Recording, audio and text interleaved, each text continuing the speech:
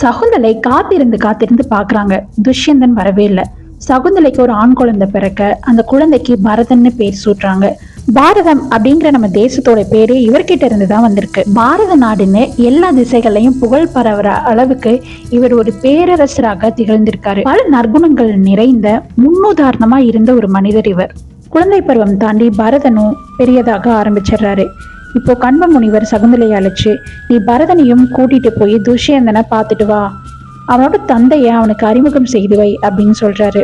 சரின்னு சொல்லிட்டு சகுந்தலையும் பரதனும் துஷ்யந்தனை பார்க்க கிளம்பிட்டாங்க. ஒரு நதி வழியா படகுல சவாரி செய்யறப்போ தண்ணிய தொட்டுட்டே துஷ்யந்தனை பத்தி நினைச்சிட்டு வர்றாங்க சகுந்தலை.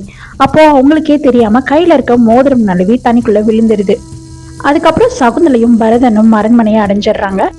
துஷ்யந்தனோ சகுந்தலையை பார்த்ததுக்கு அப்புறம் யாரம்மா நீன்னு கேட்க, என்ன தெரியலையா, நான் தான் உங்க மனைவி சகுந்தலை, இது உங்களோட பையன் பரதன்னு சொல்றாங்க.